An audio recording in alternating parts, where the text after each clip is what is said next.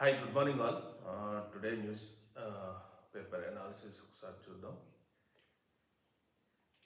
Actually నిన్న అందరికీ తెలిసిందే రుణమాఫీ రేవంత్ రెడ్డి రుణమాఫీ అందరు రైతులకు వేశాడు. సో అందరూ ఆనందంగా చాలా సంతోషంగా నిన్న రైతులు సంబరాలు కూడా చేసుకున్నారు. దాంతోపాటు నా రిక్వెస్ట్ ఏంటంటే మిగతా వాళ్ళు కూడా ఏదైతే పథకాలు ఇచ్చినారో 6 గ్యారంటీస్, అంటే ఇప్పుడు భూమి లేని వాళ్ళు కూడా ఉంటారు అందులో. ఇప్పుడు సపోజ్ నిన్న భూమి ఉన్న వాళ్ళు రైతులు సంబరాలు చేసుకుంటే మిగతా వాళ్ళు కూడా ఎదురు చూస్తారు మీ ఏవైతే హామీలు ఇచ్చారో. సో సమాజం అన్నప్పుడు అందరికీ ఆమోదయోగ్యమైన ఇవ్వడం అనేది గవర్నమెంట్ యొక్క ప్రథమ లక్ష్యం అంటారు. సో మీరు ఏదైతే ఇప్పుడు రైతులకు ఇచ్చారో, అంటే భూమి లేని వాళ్ళకు కూడా వారికి ఏమైతే పథకాలు ఇస్తామనే హామీ ఇచ్చారో అవి త్వరగా నెరవేర్చాలి. త్వరగా వాళ్ళకు కూడా ఏమైతే 6 కానీ అయితే పెద్ద పథకాలు పెద్ద ఫాలో కాను, కానీ ఏమైతే మేము ఇచ్చినట్టు కదా 2500 ఇంకా కొన్ని ఏమేమో ఇచ్చినట్టు ఆ పథకాలు కూడా ఈ మంత్ నుంచి కాకుండా వచ్చే నుంచి వాళ్ళందరికీ అందేటట్టు చూడడం అనేది ఈ గవర్నమెంట్ యొక్క ప్రథమ కర్తవ్యం. అలానే నిరుద్యోగులు కూడా చాలామంది ఆందోళన చేస్తున్నారు. అది ఎక్కువగా పట్టించుకోవట్లేదు, కానీ ఇది పెద్ద సీరియస్ ఇష్యూ కాబోతుంది. మరి దేనివల్ల ఒకటి మీరు కరెక్ట్ హ్యాండిల్ చేయలేకపోతే అది పెద్ద ప్రమాదంగా ముంచుకొస్తుంది. ఎప్పుడైనా సరే స్టూడెంట్స్ కానీ నిరుద్యోగులు కానీ వీళ్లకు సరైన ప్రాధాన్యత, సరైన వాళ్ళ అవసరాలను గుర్తించలేకపోతే అది గవర్నమెంట్కి అనేది చాలా ఇబ్బందిగా మారిపోతుంది. మీరు ఎన్ని పథకాలు ఇచ్చినా ఫైనల్గా ఏంటంటే తల్లిదండ్రులు పిల్లల గురించి ఆలోచిస్తున్నారు. తల్లిదండ్రులకు పథకాలు ఇచ్చినా కానీ కొడుకులకు ఉద్యోగాలు లేక వాళ్ళకు సరైన గవర్నమెంట్ నుంచి నోటిఫికేషన్స్ కానీ గవర్నమెంట్ నుంచి ప్రైవేట్ ఉద్యోగాలు లేకపోవడం వల్ల వాళ్ళ తల్లిదండ్రులు ఏదైతే ప్రో ఉన్నా యాంటీగా మారబోతారు. సో ఏదైతే ఆ వర్గాలు ఉన్నారో నిరుద్యోగులు కానీ స్టూడెంట్స్ కానీ ఏదైతే ధర్నాలు చేస్తున్నారో వాళ్ళను కూడా కేర్ టేక్ చేయాల్సిన అవసరం ఖచ్చితంగా ఈ గవర్నమెంట్కి ఉంటుంది. ఇంకోటి, వికసిత్ భారత్ను విరచిస్తారా? 23న రానున్న కేంద్ర బడ్జెట్ సెంట్రల్ బడ్జెట్ 23 తారీఖు రోజు మన నిర్మలా సీతారామన్ లోక్సభలో ప్రవేశపెడుతుంది. దానికి ముందు హల్వా అనే ఒక కార్యక్రమం ఉంటుంది. అది నిన్న 2 రోజుల క్రితం జరిగింది. హల్వా అంటే హల్వా చేసి హల్వా తింటారు అనమాట. అసలు ఆ హల్వా ఎందుకు చేస్తారంటే నేనేమనుకుంటా అంటే వాళ్ళు మంచిగా స్వీట్ తింటారు, ప్రజలకి ఏమో చేదినిస్తారేమో అని నేను అనుకుంటున్నా, కానీ అది కాదంట. హల్వా కార్యక్రమం అనేది జనరల్గా ఒక 5 days అంటే బడ్జెట్ ప్రింటింగ్ అనేది స్టార్ట్ అవుతుంది. ఆ ప్రింటింగ్ స్టార్ట్ అవుతున్నప్పుడు అక్కడున్న ఎంప్లాయీస్ మొత్తం ఫైనాన్స్ దాంట్లో పనిచేసే ఎంప్లాయీస్ మొత్తం వాళ్ళ ఇంట్లకు కానీ వాళ్ళకు సంబంధించిన బంధువులకు కానీ ఎవరితోనే కాంటాక్ట్ ఉంటారనమాట. ఓన్లీ ఆ ఎంప్లాయీస్ మాత్రమే నార్త్ బ్లాక్లో ఉంటారు, ఓన్లీ ఎంప్లాయీస్ మాత్రమే.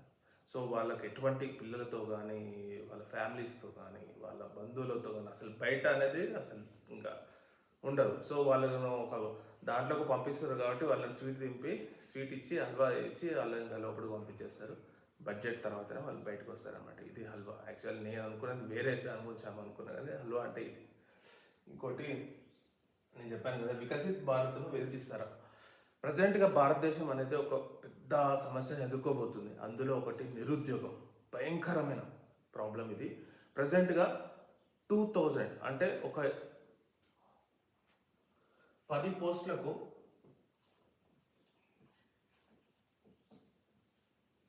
10 పోస్టులు అంటే గవర్నమెంట్ కానీ ప్రైవేట్ కానీ ఏదైనా కానీ 10 పోస్టులకు ఎంతమంది పోటీ పడుతున్నారంటే 1000 మంది పోటీ పడుతున్నారు.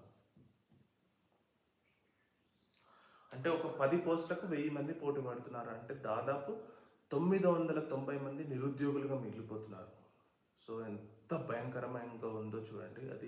అది మన ఎందుకంటే యూత్ అనేది ఎక్కువగా ఉన్న దేశం మన భారతదేశం. సో అందులో ఈ యూత్గా ఉద్యోగాలు లేకపోతే నిరుద్యోగులు మిగిలితే అది భారతదేశానికి హానికరంగా మారిపోతుంది. సో దాన్ని కంపల్సరీగా దానికి ఏదైతే పారిశ్రామిక రంగాలు ఉన్నాయో వారికి కంపల్సరీగా ఊతం ఇవ్వాల్సిన అవకాశం ఈ బడ్జెట్లో ఉండాల్సింది.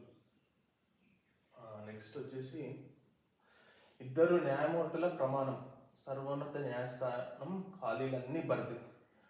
యాక్చువల్లీ 34 మంది న్యాయమూర్తులు ఉంటారు. అందులో ఇప్పుడు ఎందుకు చేశారంటే రీసెంట్గా ఆర్ఎస్ఎస్ అధినేత మోహన్ భగవత్ ఒక మాట అన్నాడు. అంటే నాకు తెలిసి 15 రోజుల క్రితం 20 రోజుల క్రితం మణిపూర్ అనేది భారతదేశంలో భాగమే, మణిపూర్ను ఎప్పటికీ విస్మరించొద్దని ఒక చిన్న వాక్య చేసిండు. అంటే దీన్ని బట్టి అర్థం చేసుకోవచ్చు ఆర్ఎస్ఎస్ బీజేపీని ఎంత ఇన్ఫ్లుయెన్స్ చేస్తుందో ఆ ఒక్క మాట అన్నందుకు ఇమీడియట్గా మణిపూర్ నుంచి జస్టిస్ ఎన్ కోటేశ్వర్ సింగ్ను న్యాయమూర్తిగా సుప్రీంకోర్టు న్యాయమూర్తిగా అపాయింట్మెంట్ చేశారు.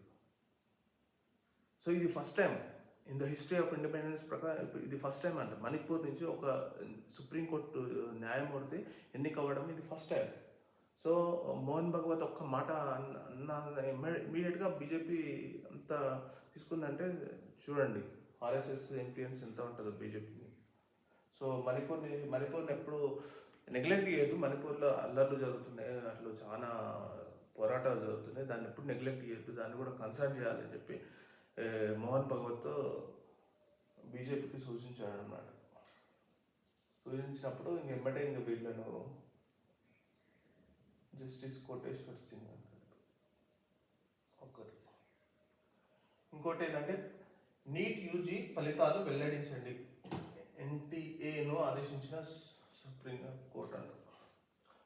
Neat national eligibility entrance test ఎంత భయంకరం అంటే అసలు ఈ భారతదేశంలో టెస్టులన్నీ లీకేజ్ అవుతున్నాయి. టీఎస్పీఎస్ అప్పుడు లీకేజ్ అయిపోయింది, అది మధ్యప్రదేశ్లో లీక్ అయిపోయింది, బీహార్లో లీక్ అయిపోయింది. ఇది ఇంత prestigious exam, medical exam, MBBS కోసం రాసే ఎగ్జామ్ని ఇంతమంది లీకేజ్ చేస్తే ఇంకా డాక్టర్లు వీళ్ళంతా ఎట్లా నకిలీ డాక్టర్గా వాళ్ళ ప్రమాదం ఎంత మాత్రం లేదు. ప్లస్ ఎంత కష్టపడి చదివేటోళ్ళు 20 లక్షలు 16 లక్షల మంది రాసిరు.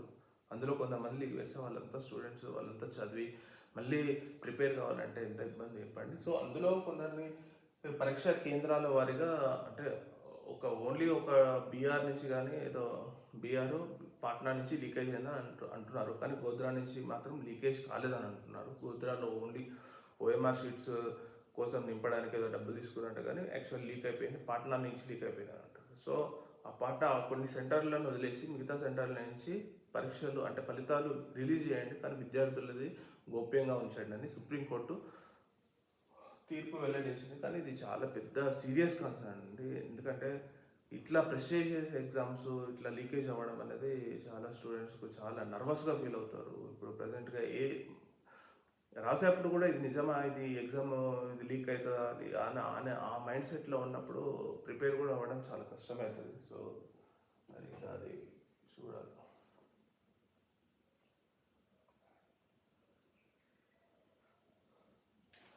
నెక్స్ట్ ఇంటర్నేషనల్ న్యూస్ వచ్చేసరికి ఇది బంగ్లాదేశ్లో చాలా పెద్ద రిజర్వేషన్ కోసం చాలా గొడవలు అవుతున్నాయి. అసలు ఇండియన్ గవర్నమెంట్ కూడా చెప్పింది బంగ్లాదేశ్ కానీ ఎవరైనా వెళ్ళాలనుకుంటే అవాయిడ్ చేయండి అనమాట. నేను అనుకున్న బంగ్లాదేశ్ ఎవరు వెళ్తారు మన అంత అని అనుకున్నా, కానీ విచిత్రం ఏంటంటే బంగ్లాదేశ్లో కూడా మెడికల్ అంటే ఎంబీబీఎస్ కోసం మన స్టూడెంట్స్ వెళ్తున్నారట, అది తెలిసింది. సో వాళ్ళు ఎక్కడన్నా ఎంబీబీఎస్ మాత్రం వదిలేటట్లేరు, ఏ కంట్రీలో చేయకుండా అక్కడ. యాక్చువల్లీ ఏంటంటే ఇండియాలో చాలా కాస్ట్, వేరే కంట్రీలలో ఎంబీబీఎస్ అనేది చాలా ఇంకా రీజనబుల్గా ఉంటుంది. యాక్చువల్లీ ఇంకోటి బిజినెస్ వచ్చేసరికి ఎలాన్ మస్క్ తెలుసు కదా, టెస్లా ఇది స్పేస్ ఎక్స్ టెస్లా ఇదంతా చూస్తారు కదా. ఎలాన్ మస్క్ అనేది డైరెక్ట్గా ఓపెన్గా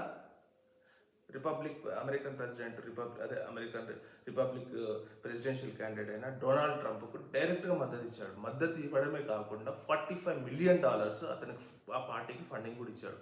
ఇప్పుడు ప్రజెంట్ ఉన్న ఒపీనియన్ పోల్ ప్రకారం రిపబ్లిక్ పార్టీ అంటే డొనాల్డ్ ట్రంప్ ఖచ్చితంగా నెక్స్ట్ కాబోయే అమెరికా ప్రెసిడెంట్ అని ఒపీనియన్ పోల్స్ చెప్తున్నాయి. దానివల్ల ఏంటంటే టెస్లా షేర్స్ అనేది విపరీతంగా అయిపోయినాయి. టెస్లా షేర్స్ గత సంవత్సరం నుంచి మొత్తం పడిపోతున్నాయి. టెస్లా షేర్స్ మొత్తం పడిపోతున్నది. ఓన్లీ అతను కాపాడుతుంది స్పేస్ ఎక్స్ మాత్రమే అది కాపాడుతుంది. కానీ ఇప్పుడు ఈ డొనాల్డ్ ట్రంప్ ఎప్పుడైతే అధికారంలోకి రాబోతున్నాడు అని తెలుసుకున్న ఎలాన్ మస్క్ అతని పార్టీకి ఫండింగ్ ఇవ్వడం కానీ అతనికి సపోర్ట్గా ఉండడం కానీ చేయడం వల్ల టెస్లా షేర్స్ అనేది టెక్నాలజీ అనేది విపరీతంగా హైప్ అయ్యే అవకాశం ఉంది. అందుకని సాఫ్ట్వేర్ ఐటీ షేర్స్ కూడా బాగా పెరిగిపోయినాయి, బాగా లాభాల్లో కూడా వచ్చినాయి.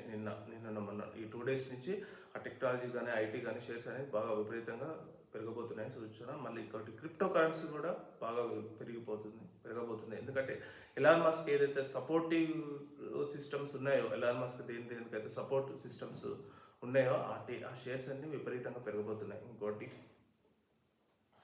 స్పోర్ట్స్కి వచ్చేసరికి నేను అసలు ఎక్స్పెక్ట్ చేయలేదు. నేను T20 కెప్టెన్గా హార్దిక్ పాండ్యా ఉంటాడేమో అనుకున్నా, but chief selector Gautam Gambhir వద్దంటే వద్దు హార్దిక్ పాండ్యా నాకు అని చెప్పి ఓపెన్గానే చెప్పిండంట. ఇంకా అందుకోసమని సూర్యకుమార్ యాదవ్ని సెలెక్ట్ చేశారు T20 కెప్టెన్గా.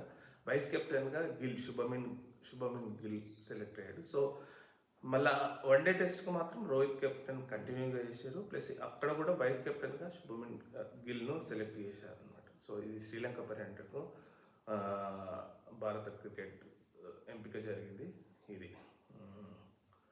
ఇదండి news analysis. Thank you very much.